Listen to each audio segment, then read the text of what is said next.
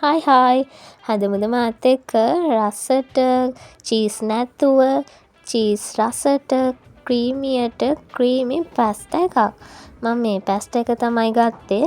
ඔයාලට අවශ්‍ය ඕන පැස්ටා එකක් ගන්න පුළුවන්. මේ ඉන්ග්‍රීඩියන්ට්ස් ටික තමයි අපිට පැස්ටා එක හදන්න අවශ්‍ය වෙන්නේ.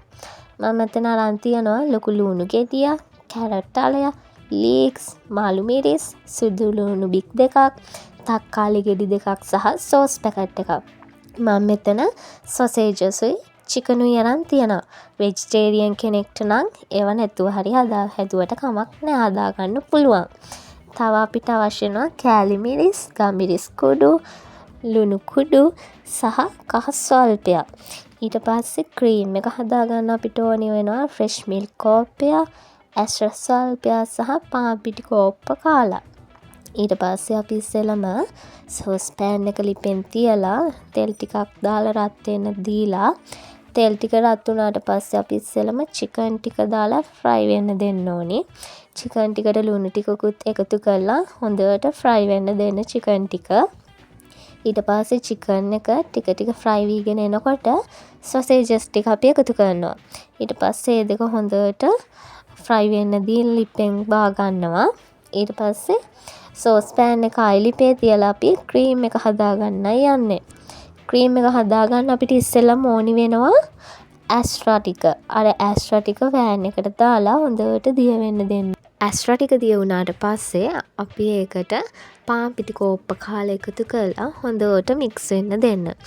ඒ ටික හොඳට මික්ස් කරාට පස්සේ කිරි කෝප්පයකට එකතු කරනවා. ඒකට ෆ්‍රෙෂ් මිල්ක්ම අවශ්‍ය නැහැ. කිරි පිටි දිය කරලා උනත් අපිට ගන්න පුළුවන්. ඊට පස්සේ ඕක ක්‍රීමි වෙනකන් අපි හොඳට හැඳි ගන්න ඕනි. අර කැට ටික නැති වෙනකම් හොඳට හැඳි ගන්න ඕනි. ටික ටික ඔයාලට පේනවා ඇති දැන් මේක පුබුලු දාගෙන ටික ටික කැට ටික නැති වෙගෙන එනවා. අපි එතකොට ඒකට ලුණු ටිකකුයි ගම්මිරිස් ටිකකුයි එකතු කරනවා. ඒ ටික එකතු කරලා හොඳට හැඳි ගන්න ඕනේ.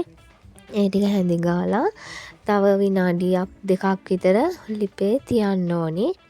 ඊට පස්සේ ඒක ලිපෙන් බාලා මේ තියෙන්නේ අපි අර කපාගත්තු එළවලු ටිකයි, බැදගත්ත සොසේජස්, චිකන් ඒ ටිකයි.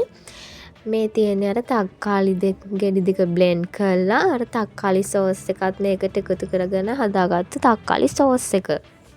ඊට පස්සේ අපි භාජනය ලිපේ තියලා ඒකට තෙල් ටික දාලා තෙල් රත් වීගෙන එනවත් එක්කම සුදු ලූණු ටික දානවා.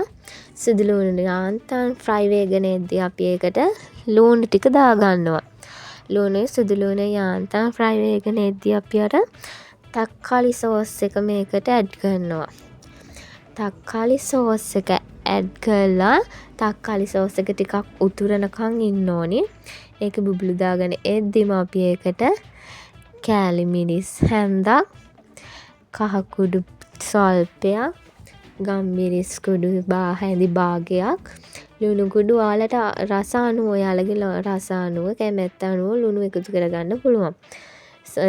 ඔයාලා කන්න කැමති සැර ප්‍රමාණය අනුව මිරිස් එකතු කරගන්නත් පුළුවන්. ඊට පස්සේ අපි කපාගත්තු කැරට් ටිකයි මාළු මිරිස් ටිකයි මේ මිශ්‍රණයට එකතු කරගන්නවා.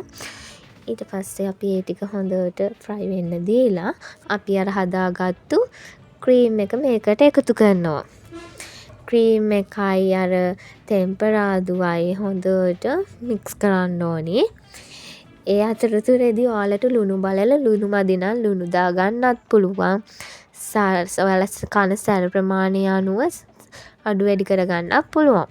මම තව ක්‍රීමි වෙන්නයි කිරි රහ වෙන්නයි යෝගට් භාගයක් දැම්මා. යෝගට් එක නම් ඔප්ෂනල්. ඔයාලට කැමති නම් දාගන්න පුළුවන්, නැත්තම් ඕනේ නැහැ. ඊට පස්සේ අපි ෆ්‍රයි කරගත්තු චිකන් ටිකයි සොසේජස් ටිකයි මේකට එකතු කරගෙන හොඳට හැඳි ගන්න ඕනේ.